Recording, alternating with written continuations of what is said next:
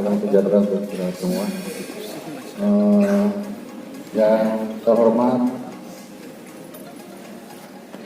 seluruh karyawan-karyawati Rutan Kelas 12 Selayar, yang terhormat rombongan dari MR ya, Kabupaten Pulau Selayar, dan dipercaya aktivitas kepada Damkar Selayar untuk melakukan sosialisasi dan simulasi penanganan kejadian kebakaran mendadak ini. Jadi sebentar kita akan melakukan simulasi kejujuran bagaimana penanganan api.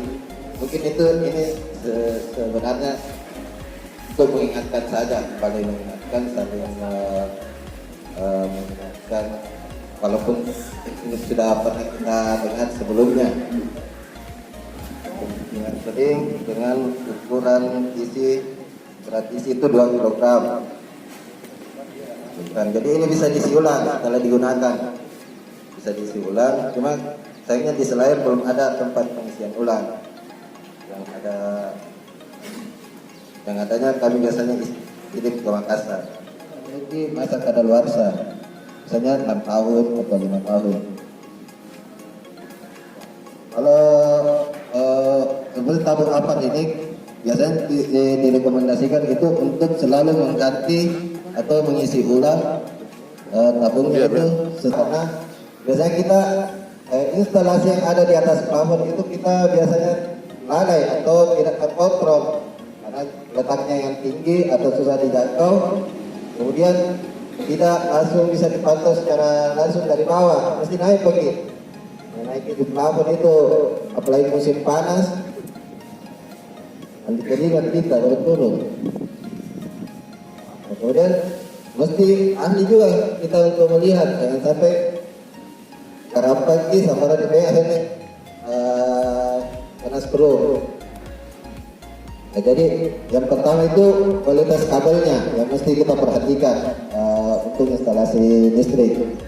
Kualitas kabelnya itu sudah apakah isolasinya itu atau kulit kabel itu sudah pecah-pecah atau tidak. Kalau sudah pecah-pecah wajib ganti.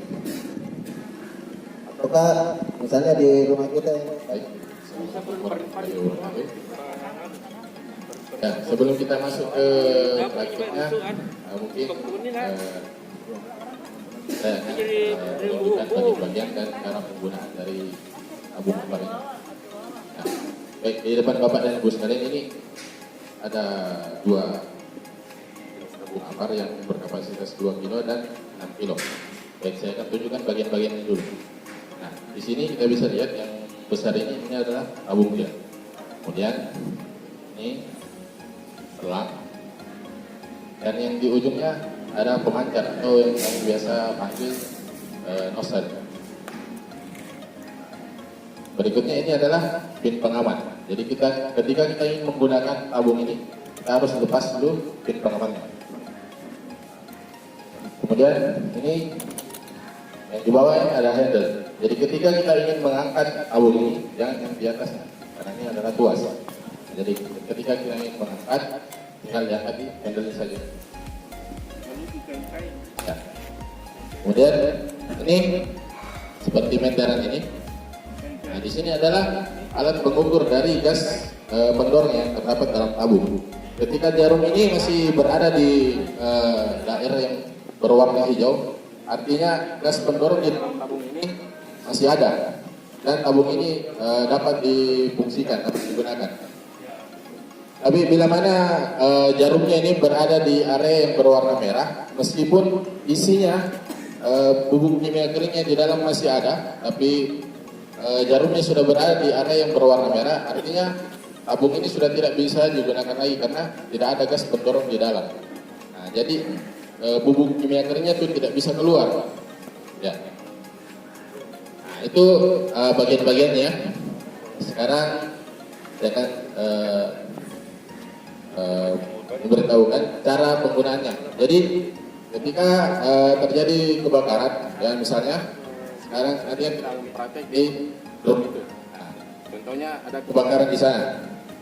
Kita langsung cari di mana letaknya tabung apar ini. Nah, itulah disarankan ketika memiliki tabung apar jangan disimpan di gudang. Jadi disimpan di tempat-tempat yang mudah dijangkau dan gampang kelihatan. Ya. Nah, jadi begitu kita ambil, kita turunkan dulu, kita periksa dulu. Nah, pertama kita tarik pinnya, lepas, angkat musilnya, kemudian kita tes. Ketika bubuk mie keringnya keluar, artinya tabung ini masih bisa digunakan. Kemudian kita lari menuju ke tempat yang terjadi kebakaran. Nah, sampai di sana kita harus perhatikan jarak juga.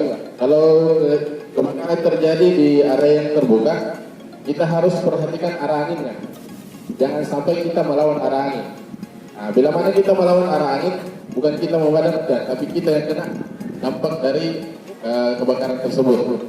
Nah, kemudian ketika kita sudah sampai di tempat, kita perhatikan jarak antara 1,5 sampai 2 meter. Kemudian kita pencet tuasnya.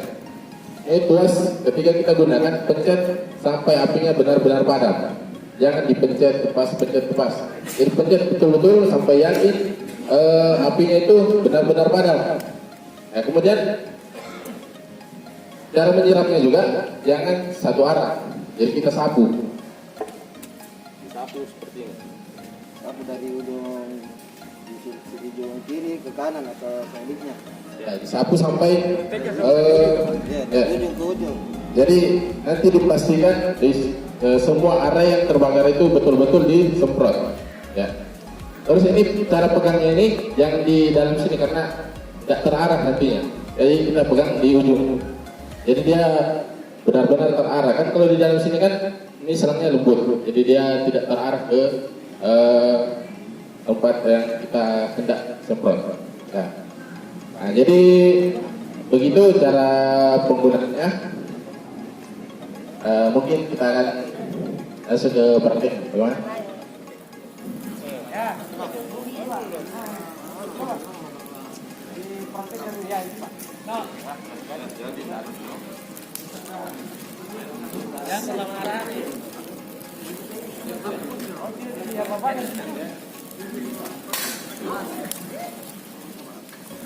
Jadi kita perhatikan ya.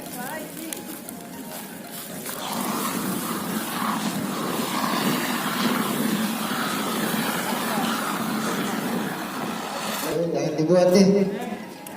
Pelan-pelan kasih masuk. Ya, ambil lagi satu karena belum tertutup semua, ambil lagi satu.